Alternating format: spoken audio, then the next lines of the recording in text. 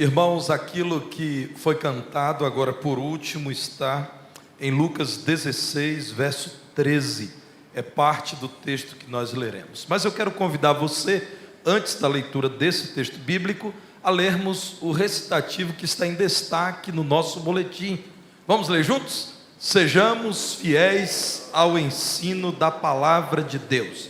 Vamos em pé, irmãos, ler Lucas capítulo 16, versos 1 a 17. Estamos conferindo, parábola por parábola, o ensino de Jesus Cristo para nós, os seus filhos. E hoje, a parábola do administrador infiel será considerada entre nós. Diz assim: disse Jesus também aos discípulos: havia um homem rico que tinha um administrador, e este lhe foi denunciado como quem estava a defraudar os seus bens.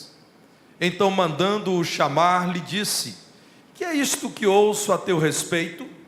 Presta contas da tua administração, porque já não podes mais continuar nela. Disse o administrador consigo mesmo: que farei? Pois o meu senhor me tira a administração. Trabalhar na terra não posso, também de mendigar tenho vergonha. Eu sei o que farei para que, quando for demitido da administração, me recebam em suas casas. Tendo chamado cada um dos devedores do seu senhor, disse ao primeiro: quanto deves ao meu patrão? Respondeu ele: 100 cados de azeite. Então disse: toma a tua conta, assenta-te depressa e escreve 50. Depois perguntou a outro: tu quanto deves? Respondeu ele: 100 coros de trigo. Disse-lhe: toma a tua conta e escreve 80. E elogiou o Senhor o administrador infiel, porque se houvera atiladamente, porque os filhos do mundo são mais hábeis na sua própria geração do que os filhos da luz. Eu vos recomendo, das riquezas de origem iníqua fazei amigos, para que quando aquelas vos faltarem, esses amigos vos recebam nos tabernáculos eternos. Quem é fiel no pouco, também é fiel no muito. E quem é injusto no pouco, também é injusto no muito. Se, pois, não vos tornastes fiéis na aplicação das riquezas de origem injusta, quem vos confiará a verdadeira riqueza? Se não vos tornastes fiéis na aplicação do alheio, quem vos dará o que é vosso?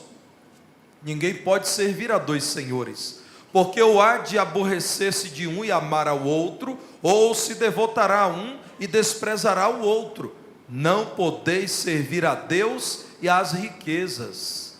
Os fariseus, que eram avarentos, ouviam tudo isto e o ridicularizavam. Mas Jesus lhes disse: vós sois os que vos justificais a vós mesmos diante dos homens, mas Deus conhece o vosso coração, pois aquilo que é elevado entre homens é abominação diante de Deus. A lei e os profetas vigoraram até João. Desde esse tempo vem sendo anunciado o evangelho do reino de Deus, e todo homem se esforça por entrar nele. E é mais fácil passar o céu e a terra do que cair um tio sequer da lei. Pode sentar.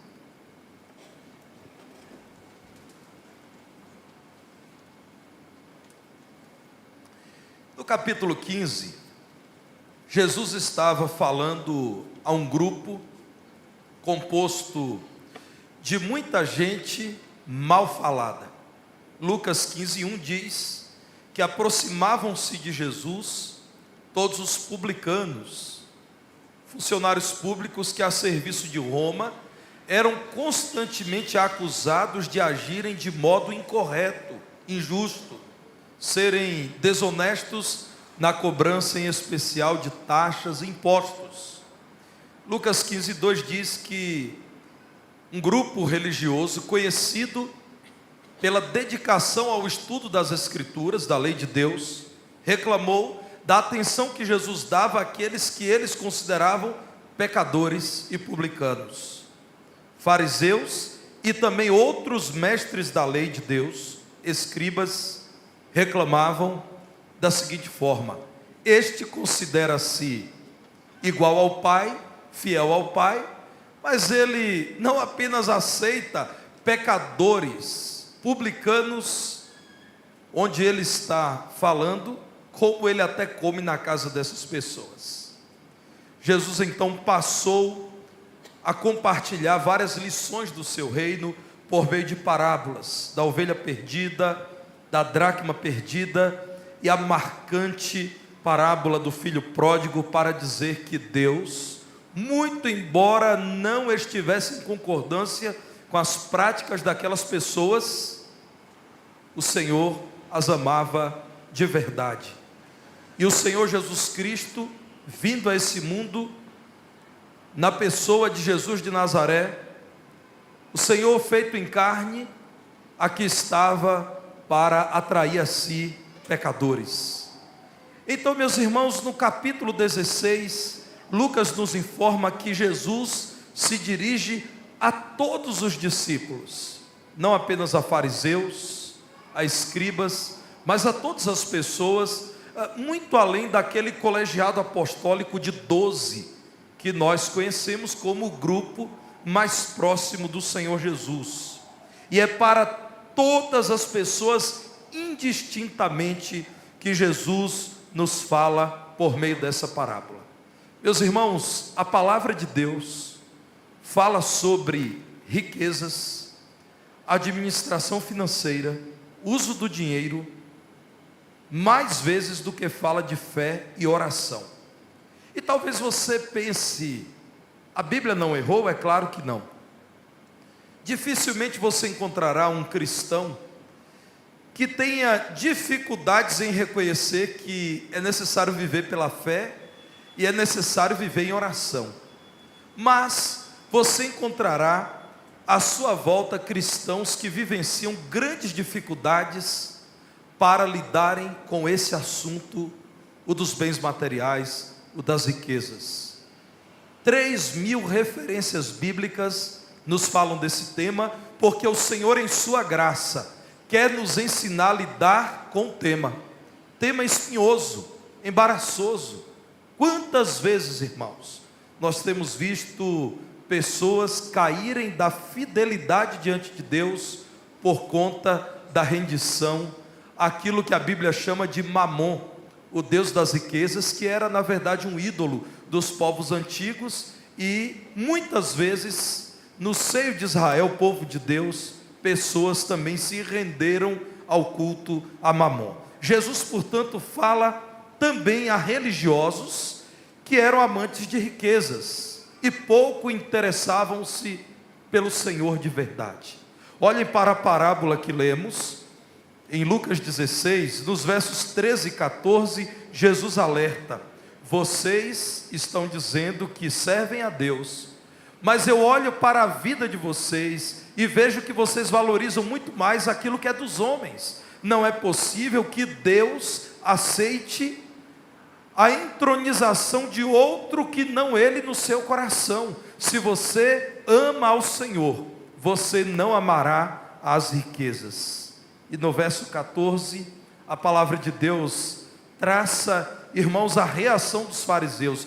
Os fariseus, que aqui são adjetivados de avarentos. Avarentos são aqueles que amam dinheiro, são aqueles que priorizam riquezas. Ouviam tudo isto, e meus irmãos, eles não se dobravam humildemente diante do ensino extraordinário do Senhor Jesus. O que eles faziam?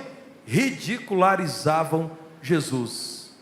Meus irmãos, Jesus confronta essas pessoas, em especial os fariseus, que publicavam a sua devoção a Deus e a palavra, mas na verdade amavam o poder temporal e as riquezas. Jesus então diz: vocês disfarçam diante dos homens, mas Deus, que conhece o coração, sabe que vocês têm entronizado Mamon no coração de vocês. Deus tudo vê, vocês não se esconderão dele. E no verso 15, meus irmãos, Jesus eleva o tom da sua exortação quando diz: vós sois fariseus, aqueles que diante dos homens se comportam como justos, mas Deus conhece o vosso coração.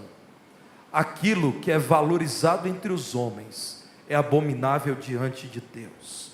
Meus irmãos, o Senhor Jesus Cristo diz aos fariseus: vocês querem muito, querem ser lembrados como um grupo zeloso da lei de Deus, vocês querem ser chefes espirituais da nação israelita, vocês querem carimbar em vocês mesmos a mensagem de que vocês são os porta-vozes de Deus, mas vocês não estão agindo com fidelidade no pouco que receberam.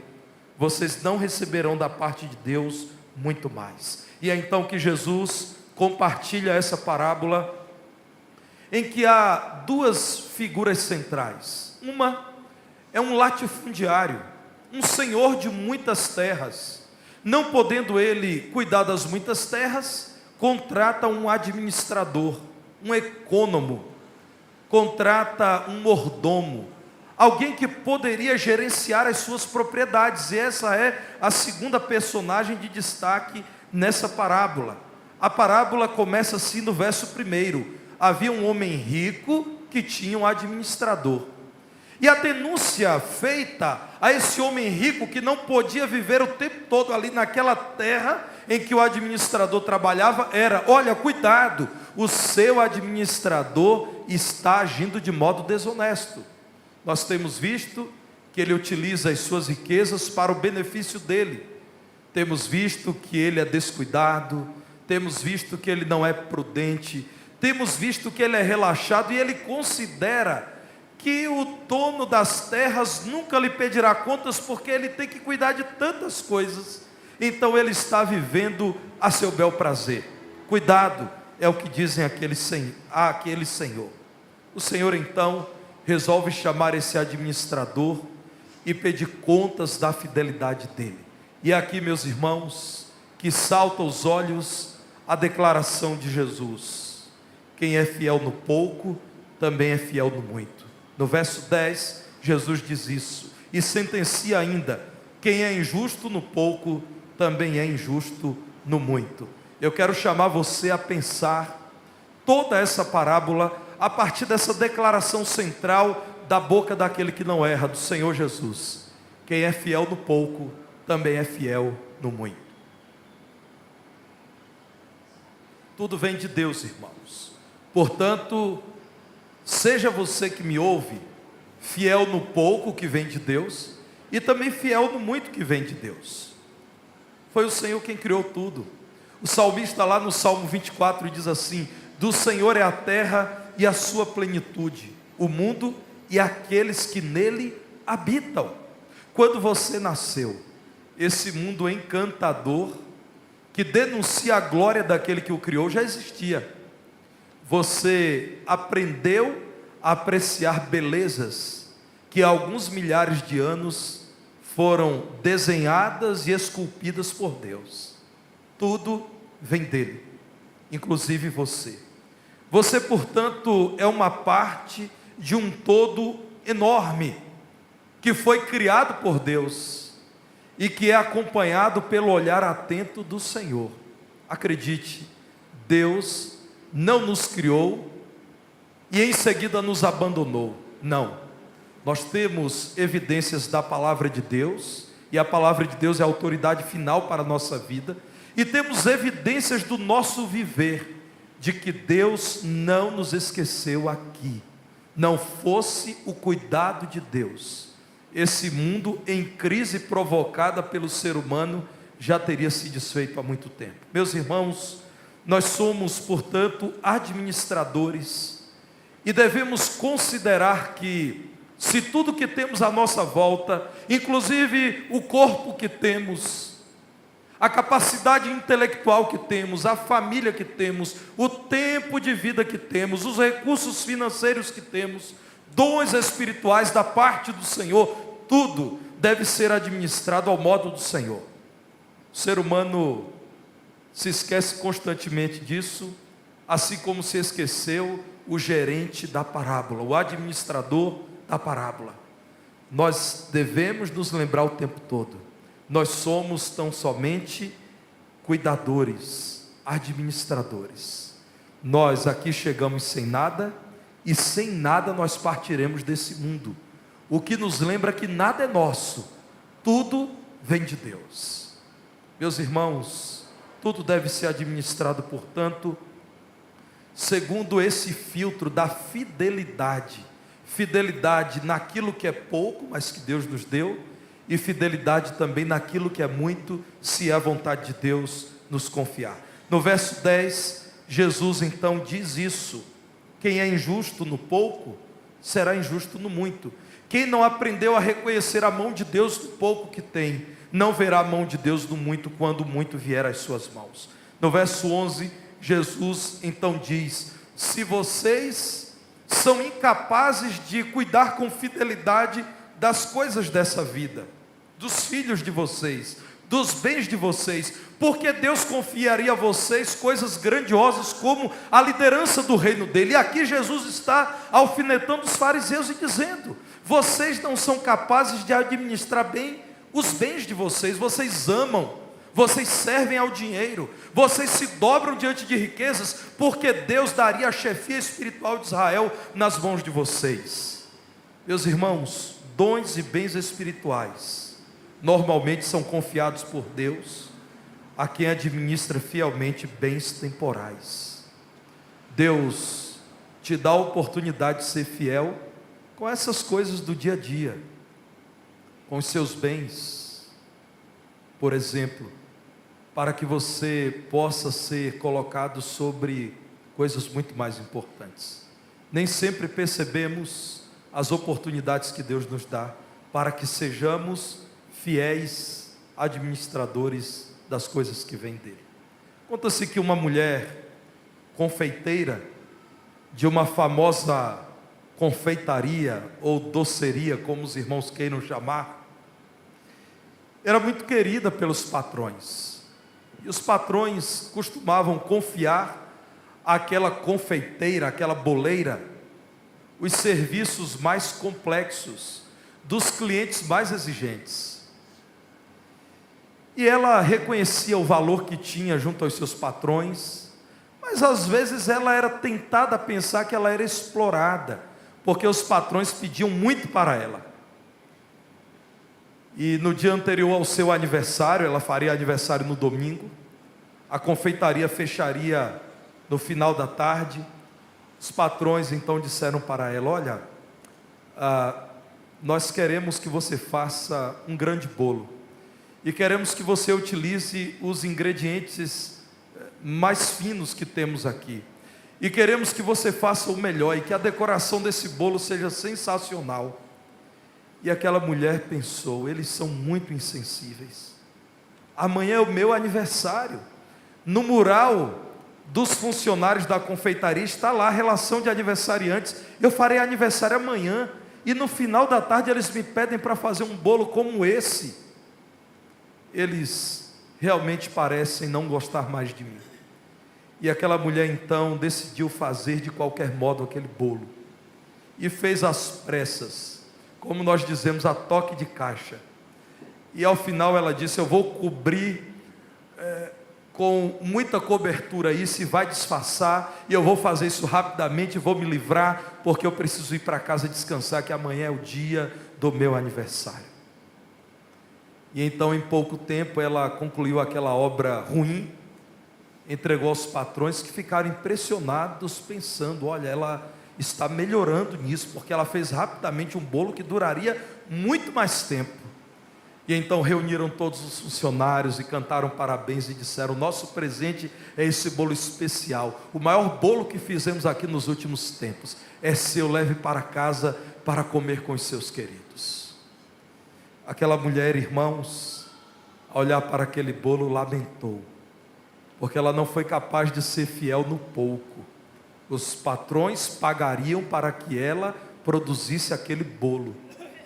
Ela acabou perdendo a oportunidade de celebrar a sua festa com um bolo especial com os seus queridos familiares. Talvez você seja essa mulher, a quem Deus está dizendo: faça o melhor, e você está pensando: Deus é injusto comigo, porque Ele pede que eu seja santo, mas a minha vida tem sido de muitas dificuldades. Ele pede que eu seja fiel à palavra, mas Ele ainda não ouviu as minhas orações, as últimas Ele não ouviu. E Deus está forjando um caráter sólido em você, e te ajudando a crescer na fé, e a se tornar um crente muito melhor. E reclamando, você está fazendo as coisas ao seu modo. Tudo vem de Deus, até o dia do luto, até a hora da enfermidade, até o momento do desemprego, até a tristeza. Se você cantou conosco nessa noite, como nós cantamos: Tu és soberano, Senhor, sobre a terra, sobre o céu, Tu és Senhor. E você cantou: tudo que existe acontece, Tu sabes muito bem. Você precisa reconhecer que tudo vem de Deus. Seja fiel em tudo, no pouco e no muito. Segundo a palavra de Deus, Ele nos dá aquilo que nos dá, para a glória dEle, mas também, irmãos, para que sirvamos ao próximo. Tudo vem de Deus, e Ele manda que você sirva ao seu próximo com tudo que Ele mesmo, Ele, o Senhor, tem providenciado. Essa parábola é considerada uma parábola difícil, porque muitas pessoas não compreendem que trata-se de uma parábola. Jesus pesca situações muito comuns daqueles dias, e não necessariamente Ele está aprovando o que Ele relata. Ele está relatando aquilo que era corriqueiro entre as pessoas que o ouviam. E então Jesus passa a dizer o seguinte: quando o Senhor foi em busca do administrador para pedir contas do trabalho dele, esse homem então, caindo em si, disse: o que eu vou fazer agora? Eu tenho um excelente trabalho, eu não quero me rebaixar a trabalhar com a terra. Versículo 3, e mendigar, eu tenho muita vergonha. Eu sou o gerente dessa grande fazenda, eu sou um administrador que é reconhecido como um funcionário de ponta de um homem muito rico. Então eu não quero me tornar um simples agricultor, e muito menos um mendigo. Então Jesus começa a dizer que esse homem teve a seguinte ideia: já que eu serei demitido, eu vou agora utilizar o que eu tenho em minhas mãos, a minha posição profissional, as riquezas que eu administro do meu Senhor, para abençoar pessoas que poderão no futuro me receber em suas casas. E então o texto bíblico vai dizendo, a partir do verso 15, que aquele homem chamou pessoas que normalmente estavam arrendando terras, e que deviam parte da colheita como pagamento ao arrendatário, que era o dono das terras. E então ele diz ao primeiro, verso 6, quanto é que você me deve? E ele diz: eu devo muito azeite. Então o homem diz: escreve aí, vamos rasgar a nota promissória, e escreve aí que você deve a metade, mas você tem que pagar agora. E o homem então, devedor, corre, meus irmãos, e paga. E o verso 7 diz que o administrador, sabendo que seria demitido e que teria que prestar contas ao proprietário das terras, então diz a outro: quanto você deve? E ele diz: eu devo muito trigo. Então ele diz: eu te dou um desconto de 20%. Desconto de 20% não é pouco, irmãos, é muita coisa. E aquele homem então, satisfeito, paga. E diz a palavra de Deus que esse administrador, cheio de defeitos, pelo menos, verso 8, foi elogiado nisso, porque ele foi prudente, primeiro, em conseguir diminuir os prejuízos que deu ao seu senhor, e segundo, em conseguir com habilidade conquistar pessoas que estivessem ao lado dele no futuro. E a palavra de Deus diz: há homens ímpios desse mundo que percebem que precisam mudar a forma de lidar com aquilo que Deus lhe confiou mais rapidamente do que os filhos da luz, do que os filhos de Deus. Há filhos de Deus que ouvem os alertas do Senhor, sabem do juízo do Senhor que virá, mas se comportam como se nada disso de fato estivesse reservado para o seu futuro. Continuam vivendo da mesma forma, de algum modo estão se dobrando à cultura desse mundo e reverenciando as riquezas e esquecendo-se de priorizar o Senhor nosso Deus. Jesus então, no contexto da parábola, diz: das riquezas desse mundo, façam amigos. façam algo de bom para outros, porque quando as riquezas de vocês faltarem, vocês poderão pelo menos dizer: fizemos um investimento eterno, temos amigos eternamente. No verso 10, então, Jesus diz: quem é fiel no pouco, então será fiel no muito. Alguns incrédulos são mais solidários do que alguns cristãos, irmãos. Não porque os incrédulos sejam melhores, mas porque, por vezes, alguns cristãos têm vivido em desobediência ao Senhor. A palavra de Deus, por meio dessa parábola, quer nos dizer o seguinte: olhem para aquilo que vocês têm feito com tudo que Deus lhes tem confiado. Vocês têm utilizado essas coisas para servir ao próximo, e vocês têm investido no reino de Deus para que amigos sejam conquistados para a eternidade, porque à medida em que vocês contribuem para que a palavra de Deus seja expandida em toda a terra, vocês estão trabalhando para que vidas sejam alcançadas e salvas eternamente. Lembre-se, nós estamos falando de uma parábola, as lições estão nas entrelinhas. Jesus está dizendo: cuidado, se você utiliza os seus recursos sempre para você e nunca para o outro, você ainda não entendeu que Deus colocou em suas mãos para que você também sirva a outros, e a outros diga: há um Deus grandioso a quem eu tenho servido e por meio de quem eu tenho abençoado a sua vida. Irmãos, há muitos salvos que precisam revisitar o ensino da palavra de Deus acerca da mordomia dos bens. Vejam o que o apóstolo Paulo e também o apóstolo Pedro nos dizem. Eu quero começar com 1 Timóteo, no capítulo 3, versos 3 e 8. Quero destacar esses dois primeiros versículos. 1 Timóteo, capítulo 3, versos 3 e 8. Versículo 3 está nos falando sobre o perfil do pastor. Depois nós veremos o perfil do diácono. Pastores e diáconos são ministérios ordenados, são oficiais que representam a igreja de Cristo. Acerca dos pastores é dito que eles não devem ser avarentos. É a recomendação que Deus, por meio do apóstolo Paulo, dá ao pastor Timóteo: não sejam os pastores amantes das riquezas. Meus irmãos, a palavra de Deus condena o cada vez mais comum líder religioso cheio de riquezas dos nossos dias. A palavra de Deus está contra isso. Versículo 8, falando dos diáconos, a palavra do Senhor diz: não sejam os diáconos cobiçosos de sórdida ganância. Não sejam gananciosos, não cobicem os bens desse mundo. Vejam agora 1 Timóteo capítulo 6, no verso 10. Porque o amor do dinheiro é a raiz de todos os males.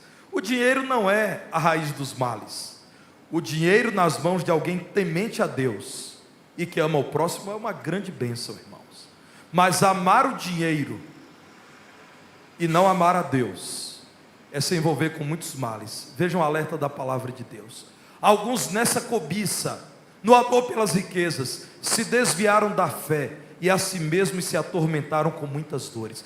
Eu e você não devemos dizer: isso não é para mim, ou então dizer: eu já sei para quem é, ele está sentado ali à minha esquerda. Não, não diga isso.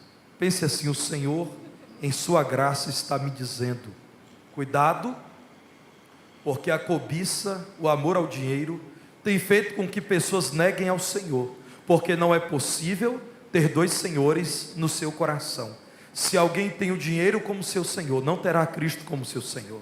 Cuidado, porque alguns se atormentaram com muitas dores, muitas preocupações, muitos medos. Como farei para preservar todo esse patrimônio? E os ladrões? E a defasagem? E como eu farei para continuar enriquecendo? Vejam 1 Timóteo 6, versos 17 a 19. Exorta aos ricos do presente século que não sejam orgulhosos, nem depositem a sua esperança na instabilidade da riqueza. Parece que você tem muito, mas não é muito.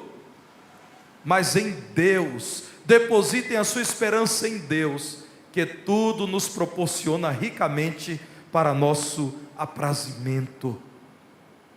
Que pratiquem o bem, sejam ricos de boas obras, generosos em dar e prontos a repartir, que acumulem para si mesmos tesouros, sólido fundamento para o futuro, a fim de se apoderarem da verdadeira vida. Irmãos, Paulo ainda diz a Tito, capítulo 1, versos 7 e 11. Tito, capítulo 1, verso 7, Paulo diz assim: porque é indispensável que o bispo, ou seja, que o pastor, seja irrepreensível como despenseiro de Deus, administrador de Deus, mordomo de Deus. E mais à frente diz: não cobiçoso de torpe ganância. Não é impressionante como a palavra de Deus trata do tema? Cuidado com a ganância, cuidado com a avareza, cuidado com o amor ao dinheiro. Você será tentado a pôr a sua esperança nas riquezas, a amar o dinheiro, a confiar no dinheiro, e isso é um erro, você se decepcionará. Tito 1, verso 11, ao falar dos falsos profetas, daqueles que ensinam uma falsa doutrina, um outro evangelho que não da cruz, aqueles que falam muito de dinheiro e que tentam associar a bênção de Deus a dinheiro, é preciso fazê-los calar, porque andam pervertendo casas inteiras, ensinando o que não devem por torpe ganância. Eles se fazem representantes de Deus, porque eles querem ganhar a confiança das pessoas e terem dinheiro para si. Irmãos, esse é um teste da integridade de um pregador do evangelho, de uma igreja local, de uma denominação. Os escândalos financeiros denunciam quem ama a Deus ou quem ama a Mamon. É a palavra de Deus quem diz que se calem aqueles que amam riquezas, que querem ter influência sobre o povo de Deus, porque eles querem ter poder, que é o poder do homem, o poder material. Pedro também nos fala sobre isso. 1 de Pedro, capítulo 5, verso 2. 1 de Pedro 5, verso 2. Uma recomendação aos presbíteros, isto é, aos pastores da igreja.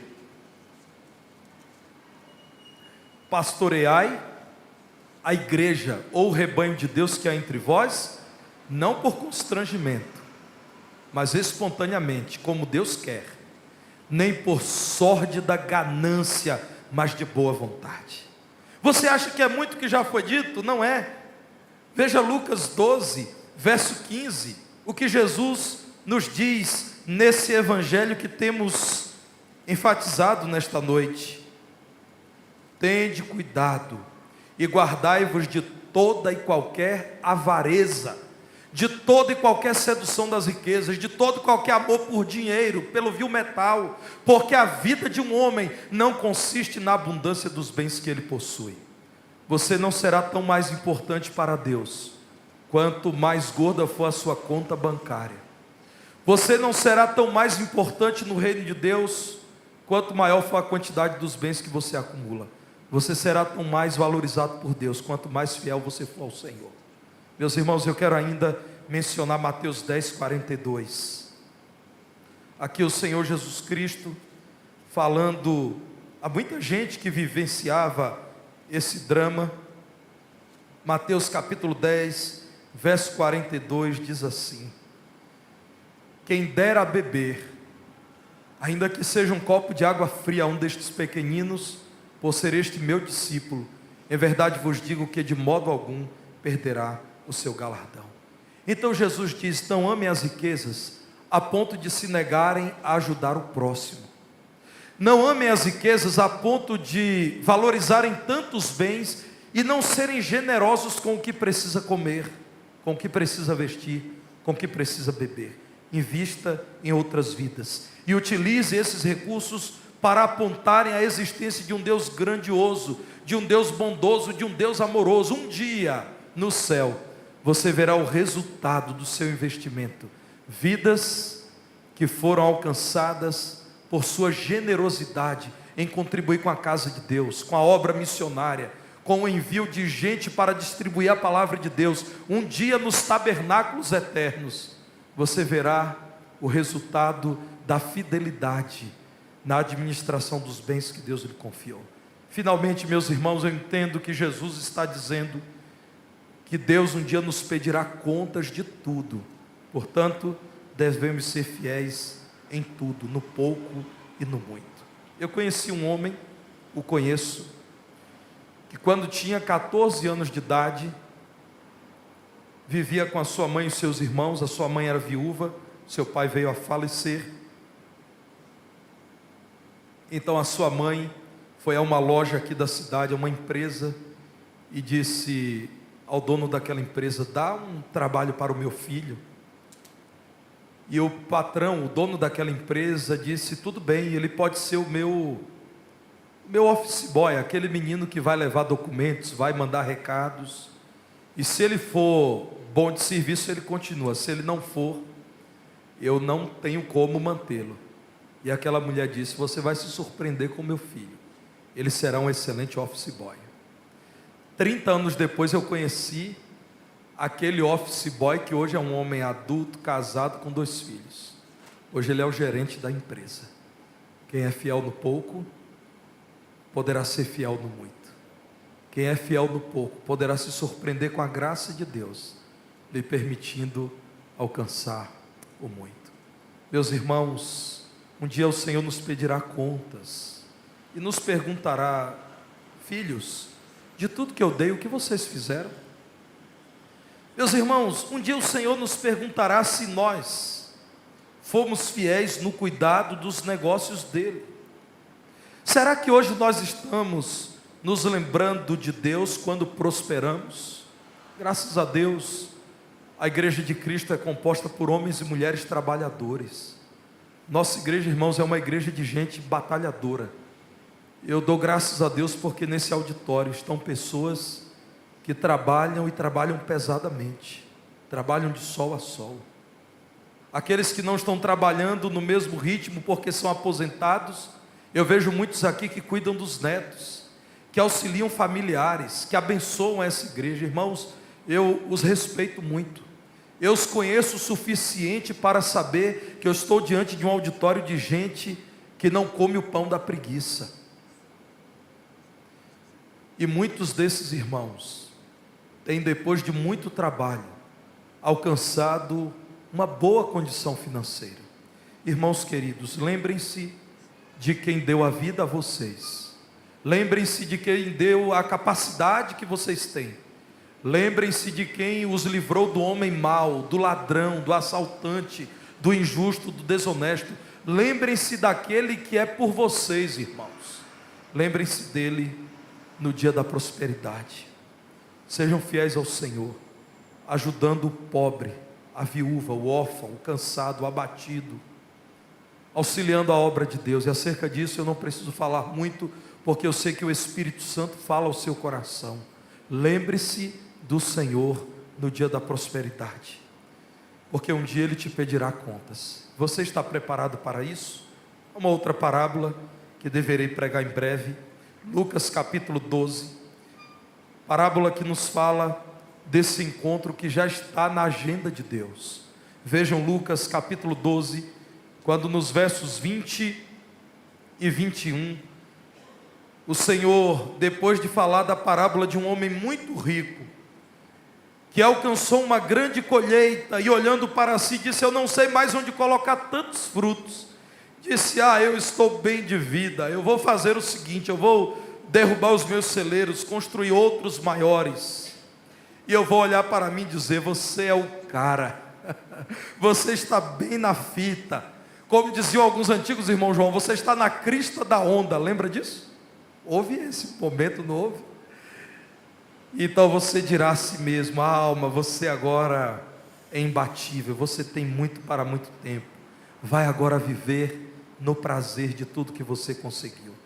Lucas 12, verso 20, Jesus diz: Deus disse àquele homem: louco, esta noite te pedirão a tua alma, e o que tens preparado para quem será? Assim é o que entesoura, é o que junta muito tesouro para si mesmo e não é rico para com Deus. Você está preparado para um dia prestar contas diante de Deus? A parábola nos lembra que um dia o Senhor julgará homens e mulheres pecadores como nós somos.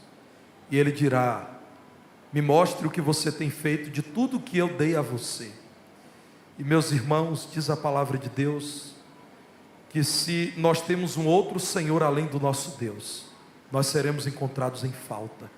Mas se nós temos um único e verdadeiro Senhor, e somos dirigidos pelos valores do reino dele, e respeitamos o Senhor, e sabemos que um dia prestaremos contas ao Senhor, então ouviremos dele: servo bom e fiel, entra no gozo do teu Senhor. Meus irmãos, a palavra do Senhor Jesus nos diz que devemos nos orientar pela palavra dele, e a palavra dele não muda. Esse alerta é dado nos versos 16 e 17. Jesus diz: Deus tem dado a sua lei e a sua profecia. Verso 16. E lá no verso 17 ele diz: é mais fácil o céu e a terra passarem do que cair um tio sequer da lei. Sabe, na nossa língua portuguesa, o apóstrofo, que é uma espécie de vírgula, na língua hebraica, que muitos que ouviam Jesus conheciam bem, e na língua aramaica, pode ser uma letra, irmãos, um risquinho.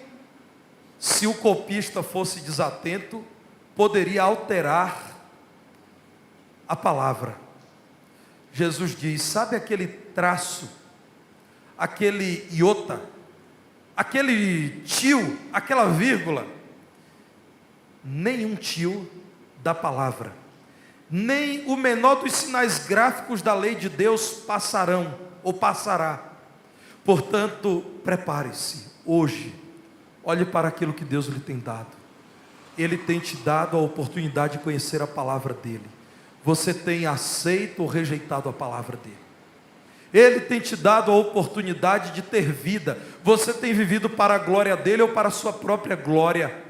Ele tem te dado bens materiais. Você tem servido o próximo e a obra de Deus? Ou você tem acreditado que terá nesse mundo o reino eterno e por isso precisa acumular bens cada vez em maior quantidade para você mesmo? Um dia o Senhor te perguntará daquilo que você fez com tudo que Ele te deu. O meu conselho a você é: seja fiel no pouco, seja fiel no muito. Deus, pois, te abençoe. Nós vamos cantar.